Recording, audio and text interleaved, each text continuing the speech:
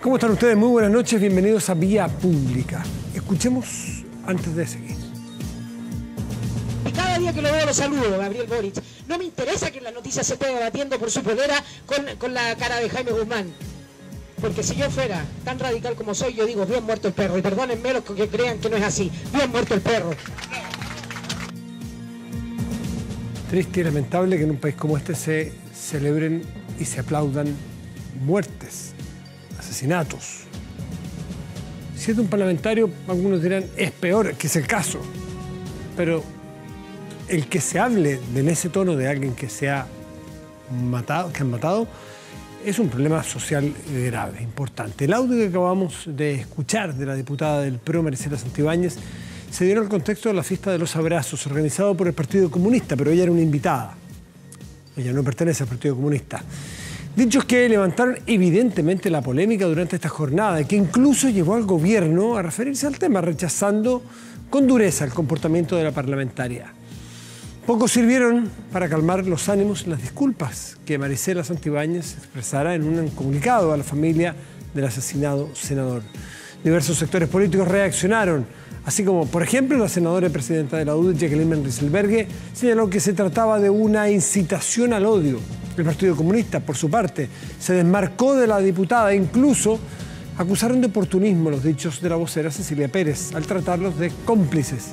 Sin duda, una torpeza que ya se está repitiendo con demasiada frecuencia, no saber contar hasta 10 antes de referirse o actuar frente a un caso tan delicado como este, que, insisto, tiene que ver con la vida de personas. No con chilenos, no chilenos, hombres, mujeres, de izquierda o derecha. Vida de personas. Donde la violencia es aplaudida, donde la violencia es celebrada, es un problema, ¿no? Bueno, son casos de políticos que sin medir consecuencias opinan, sin poner en la balanza justamente el peso de su cargo, que también añade una responsabilidad. ¿A quiénes afectan? ¿Cuál es realmente el mensaje que se quiere enviar? Porque una vez hecho el daño es difícil volver atrás o simplemente retractarse. Un nuevo y triste ejemplo de la profunda brecha educacional chilena quedó en evidencia año tras año, hoy con las postulaciones a las universidades. Fíjese que solo el 30% de quienes se inscribieron para la PSU del sector municipal, o sea, de los que dieron en la PSU y que provenían de colegios municipalizados, solo el 30% quedó seleccionado. Bueno, ¿qué políticas públicas existen para cambiar este panorama? Será tema hoy en Vía Pública, además de la álgida discusión sobre el proyecto de admisión justa que hoy ingresó al Congreso y que busca restablecer la selección de 100% de los alumnos en colegios de excelencia. Y un espacio recreacional de un poco más de 4 kilómetros de longitud en la ribera del río Mapocho en Santiago. Es un proyecto renovado que presentó la Intendencia Metropolitana para aprovechar este espacio que hoy solo se ocupa de manera esporádica. La idea es que sea más que una ciclovía, es un paseo. Su nombre justamente es ese, Paseo Urbano Fluvial Río Mapocho. ¿Cómo podemos generar espacios más amigables en la ciudad y sacarle más provecho a estos espacios? Será también tema de Vía Pública. Vamos a la pantalla porque allí les presentaremos la pregunta del día. ¿Crees que la diputada Maricela Santibáñez debe ser sancionada por sus dichos sobre Jaime Guzmán? ¿Sí o no? Hacemos una pausa y volvemos con los temas ya planteados aquí en Vía Pública.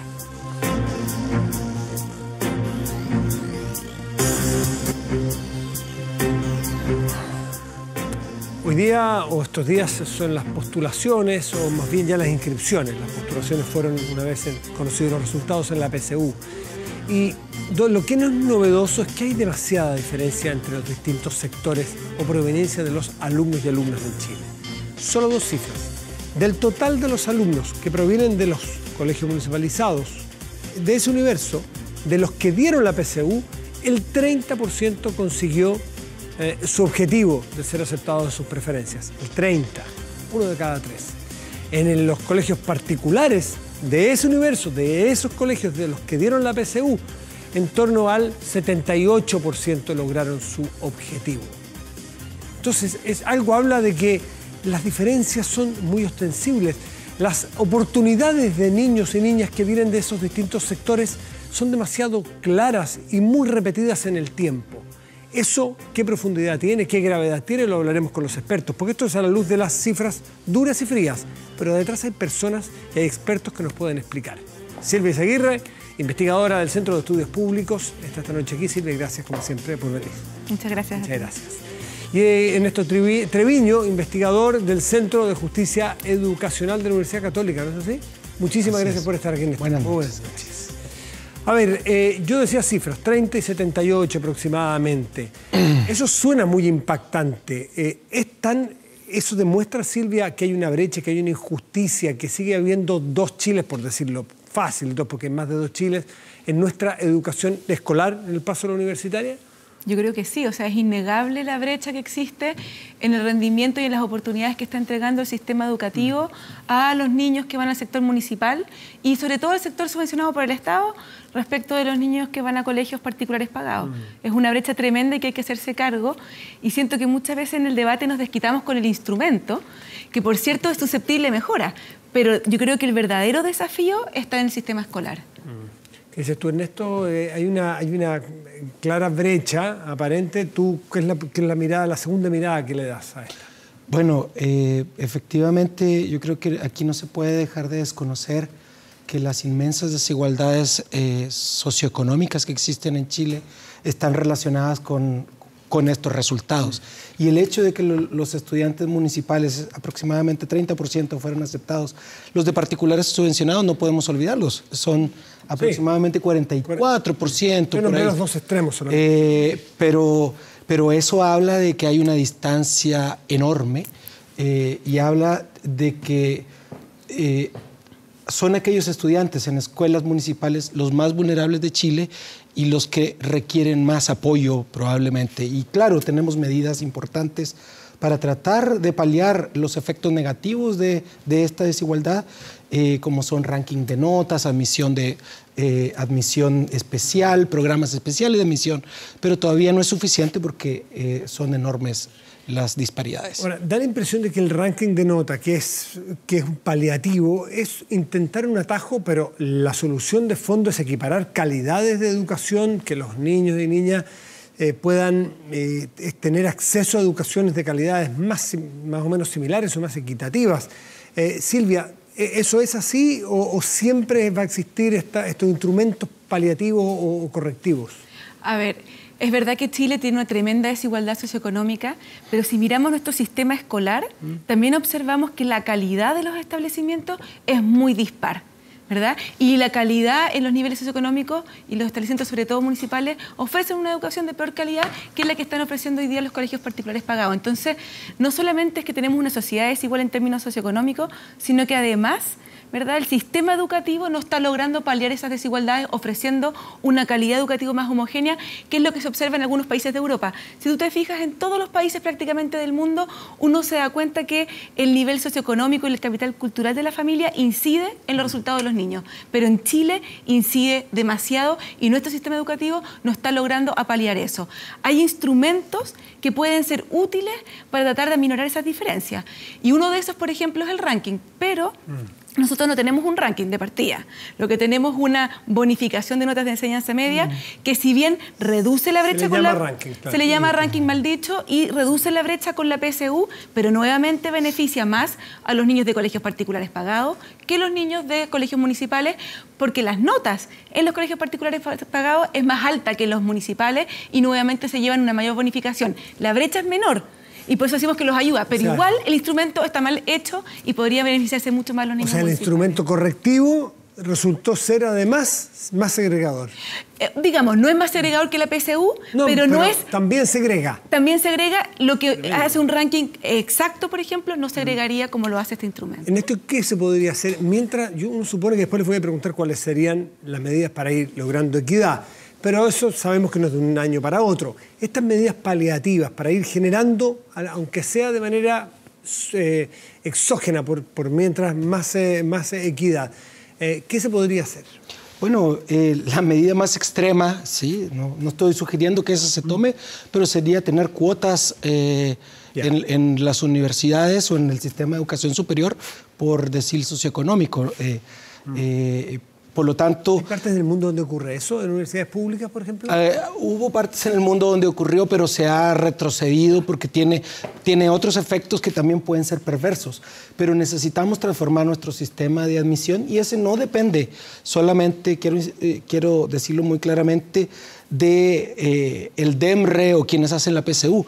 Depende de las decisiones que toman las universidades y las carreras en específico, las instituciones de educación superior respecto de puntos de corte, respecto de admisión especial y respecto del tipo de proyecto educacional que quieren llevar a cabo para diversificarlo. Pero también yo creo que debemos reconocer y esto no hay medida paliativa desde el sector educativo solamente que lo logre, que es muy difícil desentrañar o separar qué parte de estas brechas educacionales se deben al origen social de los estudiantes y qué parte se debe a la calidad en las escuelas. Efectivamente tenemos mucho para hacer para mejorar la calidad de las escuelas, pero suponer que solamente mejorando la calidad de las escuelas se va a solucionar el problema de desigualdad en Chile, yo creo que es una falacia. Necesitamos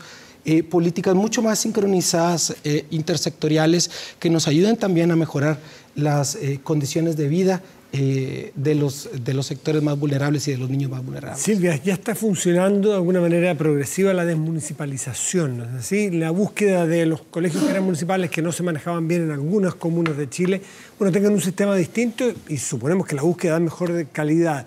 ¿Tú crees que eso va a generar mayor equidad, mejoría en los niveles de educación en los sectores más desposeídos? A ver, si el nuevo sistema funciona bien, debiera tener un efecto en la calidad de la educación que ofrece. Mi interrogante o la interrogante que tenemos, ¿verdad?, es si efectivamente va a funcionar bien.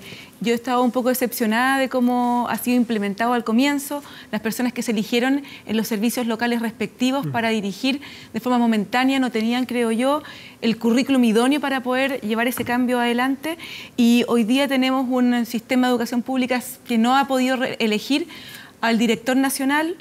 Y están en concurso ahora los perfiles de los servicios locales. O sea, vamos a ver cómo funciona esto, pero si eso fracasa va a ser un tremendo, no retroceso, pero probablemente una frustración enorme porque ahí se juega gran parte del futuro de estos niños. ¿En qué otras cosas se juega? Y con la evidencia que ustedes deben estudiar a menudo en el mundo, ¿dónde se juegan esos partidos de la calidad de la educación, sobre todo en lugares con menores ingresos? En todas partes debe ocurrir estas brechas, me imagino, y Latinoamérica debe ser uno de los continentes donde más se producen.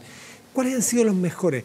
¿Cambiar el sistema de dependencia, a lo mejor estos sistemas locales versus las municipalidades? Algunos hacen becas de profesor para tener alumnos con mayor puntaje que entren a estudiar pedagogía. ¿Esas cosas funcionan y cuáles otras se les ocurren a ustedes? Bueno, yo creo que pensando particularmente en América Latina, que tiene unas condiciones incluso socioculturales muy similares a las de Chile. Chile está bien aventajado en comparación con América Latina, de acuerdo a los últimos estudios que ha realizado la UNESCO. Y esa ventaja pareciera deberse principalmente a que en Chile, de alguna manera, a pesar de las deficiencias, los profesores van a la escuela, se planifica, se hacen clases, los niños, aunque tenemos niveles de ausentismo, también asisten a la escuela y hay una especie de normalización en lo general del sistema escolar. Tenemos insumos, tenemos libros. ¿Dónde está el problema? Nos quedamos pegados en las políticas anteriores que eran de normalización del sistema escolar y tenemos una enseñanza que es una enseñanza muy estandarizada, una enseñanza que es muy frontal, que es muy responsiva a las presiones que tiene nuestro sistema de aseguramiento de calidad y en la cual muchas veces los sostenedores y los directores no trabajan en generar capacidades de enseñanza para cambiar lo que ocurre en el aula. Y yo creo que estamos, para mi gusto, en una frontera ya, en donde se agotó el modelo anterior y tenemos que ir avanzando hacia un modelo nuevo. Cambios en muchos colegios, no sé si los municipalizados. Silvia, ¿a ti qué te parece? A ver, yo creo que estamos totalmente de acuerdo en que la calidad de los docentes, ¿verdad? Es uno de los factores principales en la calidad del sistema educativo, y también la calidad y autonomía que tengan los directores de escuela para gestionar su establecimiento. Pero te diría que una de las falencias que tiene el sector municipal, que no se observa tanto en el privado, tiene que ver justamente con la calidad de la gestión. La calidad de la gestión y la autonomía que tiene el director del establecimiento para dirigir a su comunidad educativa, y también la autonomía que tiene y la preparación que tienen los jefes DAEM, que son los jefes del Departamento de Educación, ¿verdad?, en el municipio. Hay experiencias en el mundo muy interesantes. En Brasil, Sobral, el estado más pobre de Brasil, es hoy día el estado que tiene los mejores resultados académicos de Brasil, sin cambiar a un profesor de colegio. Es decir, han logrado un avance enorme. ¿Y es generando mejores condiciones para los directores de colegios? Y es generando mejores condiciones en la gestión del municipio, con muy pocos objetivos. Acá, por ejemplo, tenemos, cuando está el director del DAEM, tiene que rendir como 24 objetivos de logro, 24. Es decir, cuando tú tienes 24 da lo mismo. Claro. Acá tenías un objetivo de logro. Después tenías 2 a medida que ibas avanzando en el tiempo, y con una gestión muy focalizada. Y otro aspecto muy importante que es clave, total, neutralizar absolutamente el factor político. Hoy día los municipios sabemos que son una bolsa para contratos políticos muchas veces, y no se beneficia el interés académico. Sí. Ahora, me gustaría que entráramos en esto de la admisión justa, este proyecto que está hoy en el epicentro del debate político. Me gustaría ver, a juicio de ustedes, los alcances de la calidad de educación que eso puede generar, el cambio en las admisiones. Ernesto. Bueno, yo creo sinceramente que el proyecto es un despropósito. Es un proyecto que está argumentado principalmente por el apoyo a los liceos emblemáticos y a los liceos de excelencia, digamos. Perdón, paréntesis, ¿que a tu juicio se justifican o debieran desaparecer? El que haya unos liceos por aquí arriba donde están la superélite de los estudiantes de Chile.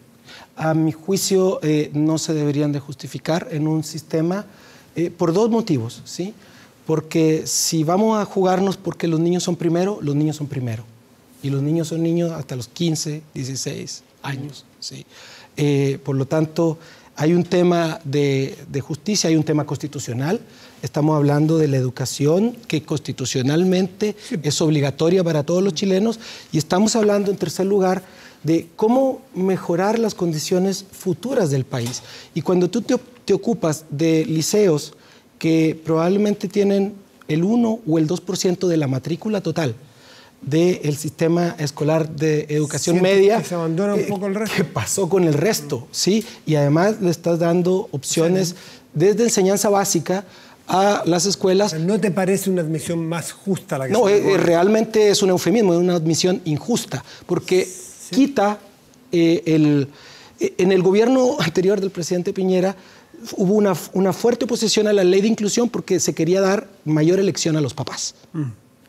Y ahora se aprueba el proyecto de inclusión, y lo que se hace es se retira esa parte de mayor elección a los padres para poder seleccionar el colegio. Es un despropósito para mí. Silvia, ¿qué te parece a ti? ¿Te parece justa el proyecto? A ver, el proyecto es un proyecto complejo que incorpora distintas medidas, y algunas de esas medidas me parece que no benefician a los padres ni al sistema educativo, y otras medidas sí me parece que son un beneficio tremendo tanto para las familias como para el sistema educativo. Por ejemplo, una de las medidas es ampliar el concepto de hermanos. Antes del proyecto de inclusión, los colegios podían beneficiar a los niños que pertenecían al núcleo familiar. Con la ley de inclusión eso se restringió, y solamente podían beneficiarse los hermanos que tenían un vínculo legal. Ahora lo que se está tratando de decir es volver a la situación anterior, donde por supuesto los hermanastros pueden ser concebidos como hermanos, o a veces es la abuela la que se hace cargo de la hija y de la nieta que van al colegio al mismo tiempo, ¿verdad? Y eso trae por beneficio, yo creo que eso es algo importante y beneficia a la familia. También creo que es algo beneficioso los liceos de excelencia, y creo que es beneficioso exactamente por lo que dijo Ernesto. En un sistema tan desigual como el chileno, tan tremendamente desigual, donde solo el 30% de los niños que rindió la PSU logró acceder a la educación superior. Mira, para que tú te fijes, de todos los alumnos que entraron a primer año en la Católica y la Universidad de Chile, que es la universidad más selectiva, solo un 18% son de colegios municipales. De ese 18%, el 73% son de liceos emblemáticos, son de liceos de excelencia. 78 del 18. 73% del 18%. Es decir, tenemos tenemos evidencia empírica poco robusta, pero es la que tenemos, que nos está diciendo que los liceos de excelencia agregan valor más allá de la selección. No es porque sean estos niños los mejores, ni es porque estos niños sean de nivel socioeconómico más alto, sino que estos liceos agregan valor además de eso, ¿verdad? Y están permitiendo a los niños de clase media y clase baja lograr penetrar a la élite, que es tremendamente homogénea en este país y que permite, digamos, posicionar a estos niños en las carreras más selectivas de Chile. Y otra cosa, estos liceos de excelencia existen en todas partes del mundo, excepto en países no democráticos, digamos, pero incluso en la Unión Soviética existían y en Cuba también. Y no solamente para lo académico, acá estamos también olvidándonos de los conservatorios de música, de ballet, los liceos de alto rendimiento deportivo, que con esto, con la ley de inclusión se acababan, y que esos liceos lo que permiten es a niños que no tienen los recursos para pagar la formación de alto rendimiento, que es carísima, poder acceder a un liceo que le permita esa formación, ¿verdad?, a edad temprana. Silvia, te pregunto a ti misma, ok, hay un porcentaje del 18% solamente que entran a la Católica y de Chile, que son las más competitivas, con corte más alto. De ese 18%, el 73% de los emblemáticos o de los bicentenarios, en fin, de los liceos de más alta calidad. Eso claramente habla de que en ese universo a ellos les va mejor. ¿Qué pasa con el resto? Ahí está planteado el tema de la justicia o la no injusticia. ¿Qué pasa con los muchachos municipalizados que no tienen la suerte de estar en esa élite? Exacto, Matías. A ver, eso es un problema, y el problema es que eliminando los liceos de excelencia no vas a mejorar ese problema. Si tú eliminas los liceos de excelencia, no vas a lograr que todos los otros niños del sector municipal entren a esas dos universidades más prestigiosas. Sí sabemos, en cambio, que estos poquitos liceos logran esa tremenda misión, que es muy particular. Es lograr que gente de niveles socioeconómicos más bajos logren penetrar una élite que la gobiernan los colegios particulares pagados y los niños más ricos de Chile, ¿ya? Entonces, si tú terminas con esos colegios, no vas a lograr lo contrario. Y lo que yo sí estoy en desacuerdo con el proyecto de ley es que permite los liceos de excelencia, pero dice que solamente que la única exigencia es que tengan un 30% de alumnos prioritarios. Resulta que los alumnos prioritarios son cerca del 50% de los alumnos en el sector subvencionado. Prioritarios son los que tengan problemas que pertenecen al claro. 30%, 40% de las familias de menor ingreso. Entonces a mí me parece un despropósito. Y una de las críticas a los liceos de excelencia es precisamente que hay mayor representación de alumnos de clase media alta y no tanto de alumnos de los primeros quintiles más pobres. Hay una propuesta en el Congreso en la que también participé, donde se propone que la admisión a estos liceos sea con cuotas para cada quintil, de manera tal de que haya una composición absolutamente equitativa en función de los quintiles, pero se le dé la oportunidad a estos estudiantes que han mostrado mérito, talento, ¿verdad?, lograr acceder a estos establecimientos que permiten entrar a las carreras más selectivas del país. ¿Eso mejora el sistema educacional en su conjunto? No. ¿Lo empeora? Tampoco. Y permite esto, que al menos en estas circunstancias donde estamos hoy día, me parece que es fundamental, mientras no tengamos otros instrumentos de movilidad social alternativos. ¿En esto? Bueno, yo creo que esto es una falacia, sí. Porque realmente si uno ve las cifras, por decil socioeconómico, porque vamos a hablar no de la Chile o de la Católica, vamos a hablar del acceso a la educación superior por decil socioeconómico. Aproximadamente el 7%, en cifras de 2017, de los estudiantes que egresaron de la media y de inmediato ingresaron a la educación superior. ¿De la media de cualquier media? Okay. ¿Sí? El 7% más o menos del primer decil accede a la educación superior. Alrededor del 8% del segundo decil accede a la educación superior. Y en el decil más alto es el 13%. ¿Sí? Por lo tanto, el decir que solamente los liceos emblemáticos son los responsables de este acceso de los deciles bajos, me parece que es una información que al menos es incompleta.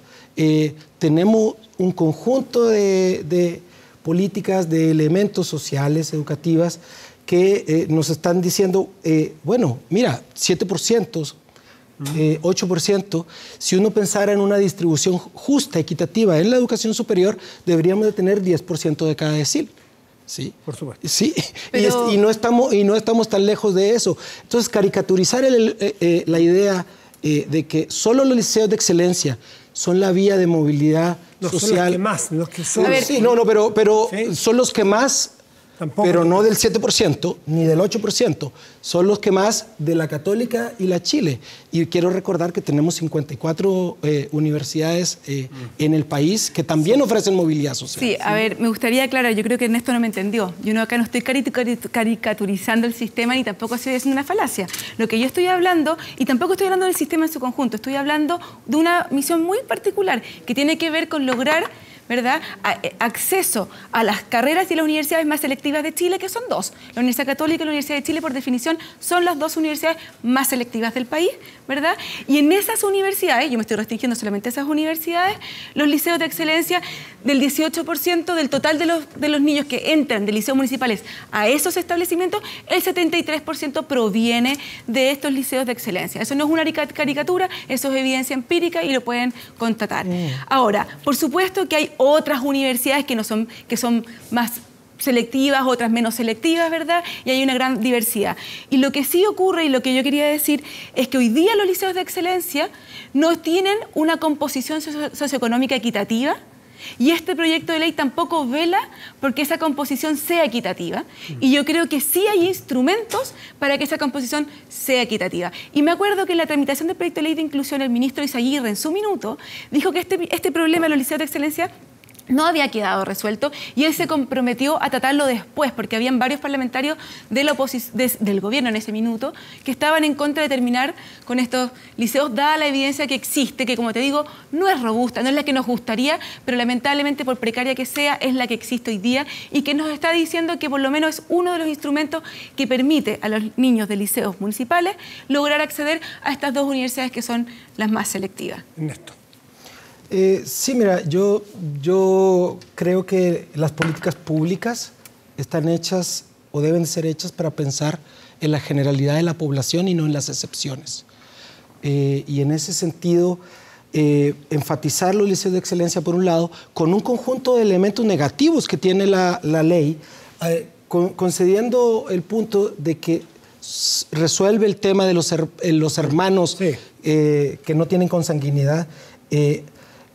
Muchos de los elementos negativos es que vamos a volver a las prácticas desde básica a las prácticas selectivas y más fuertemente o más intensivamente desde la educación media.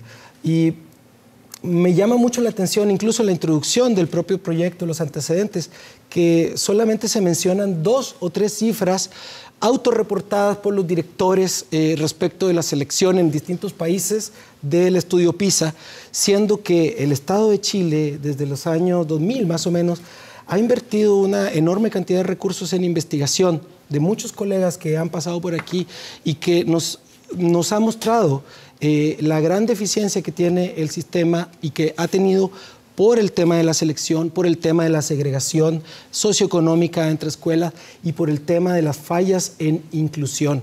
Y a mí me parece que la propuesta del proyecto incluso le da a los colegios la posibilidad de elegir el porcentaje de estudiantes vulnerables que quieren servir más allá del 15%. ¿Sí? Parece que nos dieran asco los estudiantes vulnerables.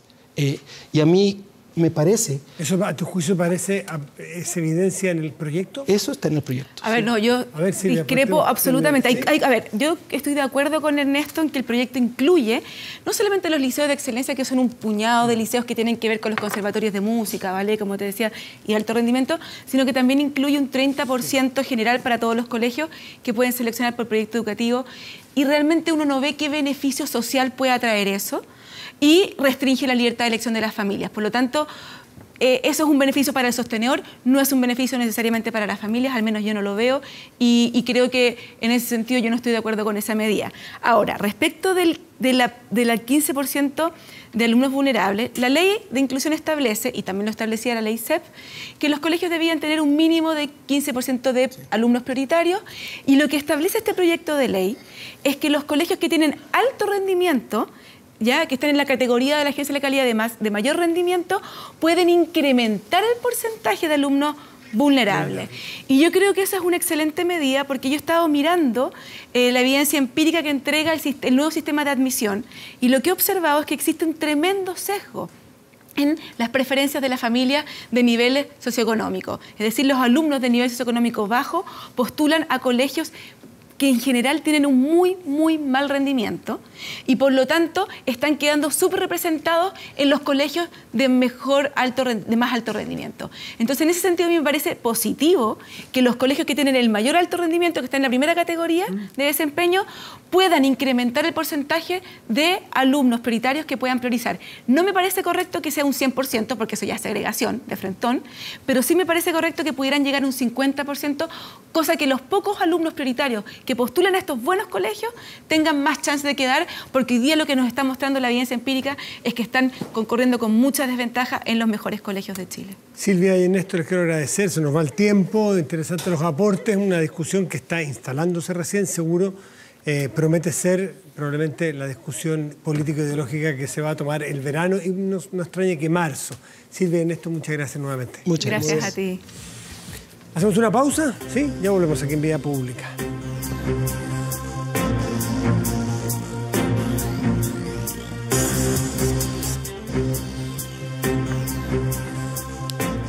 Hay un proyecto que está planteado y ya anunciado con bastante adelanto, al menos en la idea y me imagino que también en el diseño, de un paseo fluvial sobre el río Mapocho. Hemos escuchado hablar sobre el río Mapocho, que va a ser navegable, ciclovía, miren, cuántas cosas, pero esto es distinto, es un paseo fluvial. ¿Qué es eso?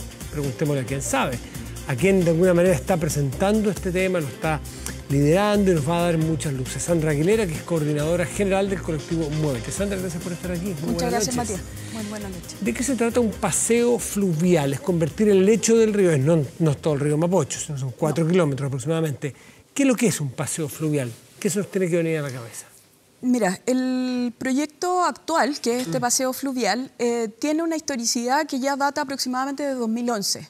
Este proyecto popularmente se conoció como el Mapocho pedaleable. Entonces ahora lo que hace la actual administración es hacer ciertas mejoras, generar también un nuevo proceso de licitación, que es el que va a partir ahora durante 2019, y una futura construcción ya aproximadamente, creemos, en 2020. La historia del proyecto tiene su génesis académica. Este es un proyecto que diseña Tomás Echeverría, actual concejal de la Municipalidad de Providencia, y Osvaldo Larraín. Y luego este proyecto lo toman distintas organizaciones sociales, entre ellas Happy Ciclistas por ahí, que generan las primeras bajadas al río. Estas bajadas generaron una gran expectación, convocó a mucha gente y siempre este espacio como espacio público de disfrute generó que mucha gente bajara a disfrutar, a jugar abajo, a recorrer, también a andar en bicicleta y a caminar.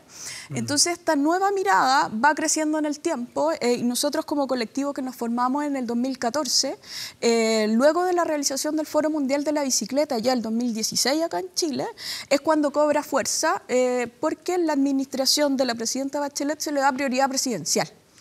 Luego de eso, se cierra esta administración con la obtención de los recursos en el gobierno regional y en el cambio de administración tuvimos una pausa. En esa pausa es donde se generan los cambios que actualmente y ayer principalmente la intendenta Rubilar abrió. Tiene que haber, para ser bien franco, no seamos también tan autocomplacientes, bajar al Mapocho hoy no necesariamente es un paseo muy atractivo. Hoy. Entonces, ¿qué mejoras plantea para que nos haga atractivo a los santiaguinos bajar a pasear por ahí? ¿Qué va a tener? Porque me imagino que no es fácil, el invierno tiene un cauce suficiente como para destruir a lo mejor algunas obras, entonces no se pueden hacer plazas ahí, no sé si se pueden plantar cosas ahí dentro porque podría entorpecer el flujo de invierno, en fin, ¿qué mejoras puede tener? Mayores detalles del diseño nosotros en este momento no tenemos. Las mejoras o los cambios ayer se anunciaron, esperamos pronto tener una reunión con la gente del Ministerio de Obras Públicas que ya está agendada, en ella vamos a conocer más detalles. Pero te puedo contar de nuestras experiencias previas. Yo cuando bajé por primera vez me enamoré mucho de la experiencia sonora, urbana que requiere bajar al río. Nuestro río, a diferencia de otros ríos urbanos, tiene efectivamente un torrente que de alguna manera ese ruido blanco ensordece o tapa todos los sonidos que genera el resto de la ciudad. Entonces es muy automático la bajada, ese cambio. El segundo... Se te aísla del Sí, ruido de Santiago al estar en el cajón, Claro. estar en la olla del... Claro. Así ya me entiendo. Entonces esta caja del río también te genera esa experiencia de hay una brisa, hay una caminata que es distinta, hay puntos debajo de los puentes principalmente que existen hoy, que también generan una sombra que es muy agradable. Y hay una baja de la temperatura también en la ribera del río, que también genera una diferencia importante con lo que está ocurriendo arriba. Varios atributos que pueden ser agradables, tienes Sí. toda la razón. Ahora, hay que hermosear un poquitito. ¿Qué es lo que iría abajo? ¿Cuál es la idea? ¿Una carpeta como las ciclovías que las conocemos y que se han hecho ya bastante populares en varias ciudades? La idea es que ahora el proyecto tiene dos grandes partes. La primera, efectivamente, es un circuito de ciclovía y la otra parte es precisamente para peatones. Este proyecto igual originalmente siempre fue un proyecto integrador. La idea es que la gente baje a recorrer en bicicleta, a caminar, ojalá también a leer. Yo siempre he dicho que el día que yo baje, que me instale ahí a leer un libro, es cuando voy a darme por el proyecto, ok y satisfecha, exactamente. Ya, está bien. Y ahora, tiene un efecto práctico también porque las ciclovías de la orilla del río a ratos están bastante colapsadas, parecen las costaneras de los autos, Sí. en bicicletas, hay horarios muy difíciles. Esto va a ayudar, y además van creciendo, tengo la sensación. Agrégale los scooters, que también crecen con fuerza, va a llegar a un punto que va a aliviar y va a desatochar bastante las vías principales de ciclovías. Sí, igual el proyecto lo que busca generar es movilidad activa. La movilidad activa no es solamente el uso de la ciclovía y de la bicicleta como herramienta de cambio, sino que también el tema de fomentar la caminata, que ahí ya es donde se nos abre el abanico de posibilidades de este proyecto. Porque no solamente hay un tema de movilidad asociado y de urbanismo, sino que también hay un modelo de salud nuevo a la hora de integrarse para, por ejemplo, la batalla contra la obesidad que debemos dar. Por eso ya se habla de un paseo, no necesariamente Sí. de una ciclovía, es Sí. más que una ciclovía. Sí, de hecho, el concepto original, y ahora también que la intendenta lo presentó como un parque fluvial, siempre fue un ciclopaseo y también como una especie de parque inundable. Siempre se consideró la crecida del río, porque es su cauce natural. En el invierno, con además los deshielos, es necesario que pase.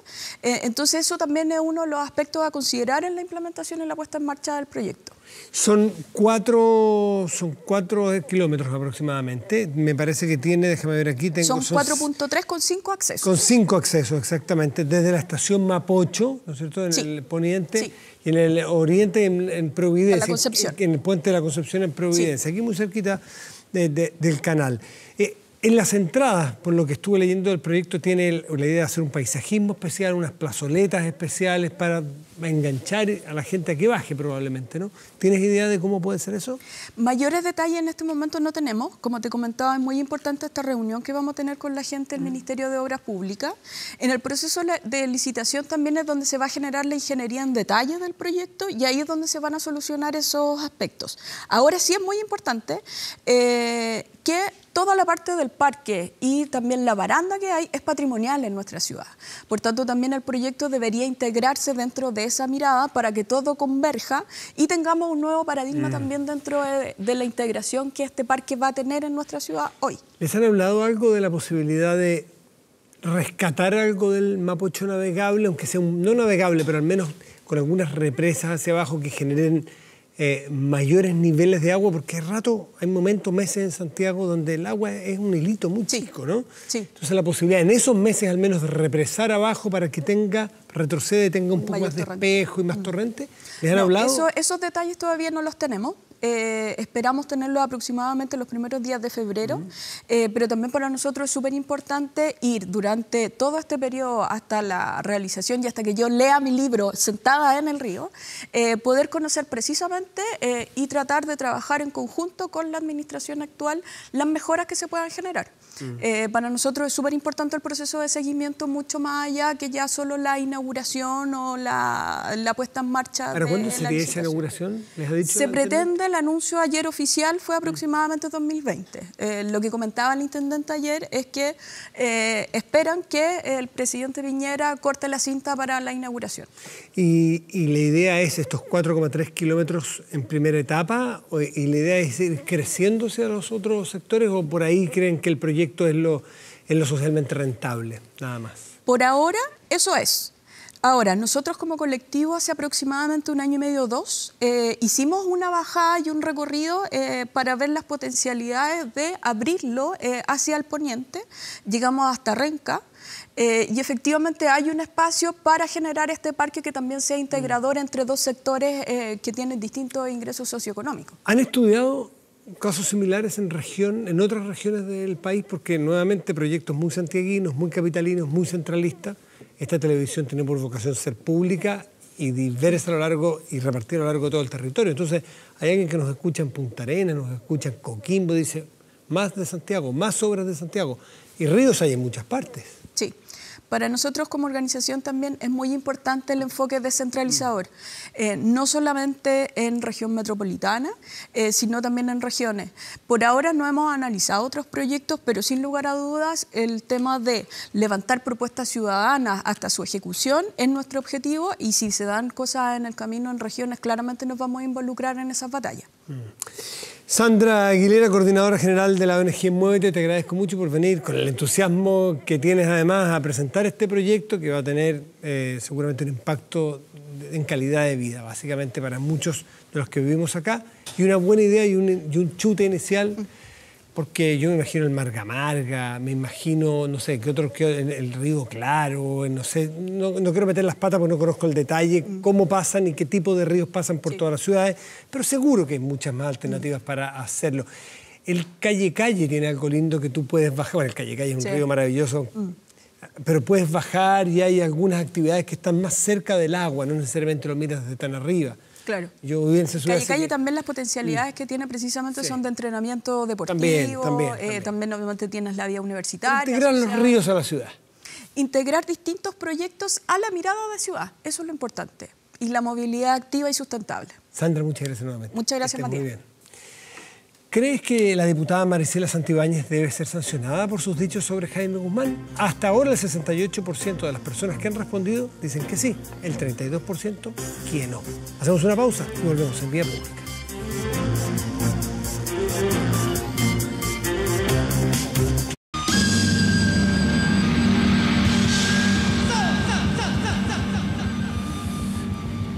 Vamos a revisar de inmediato aquí a la vuelta en Vía Pública el resultado de la pregunta a la cual los invitamos a participar. Si crees que la diputada Santibáñez debe ser sancionada por sus dichos sobre Jaime Guzmán, el 67% cree que sí, el 33% restante dice lo contrario. Gracias a los que participaron. Vamos a nuestro portal de noticias24horas.cl que destaca en este momento la siguiente noticia.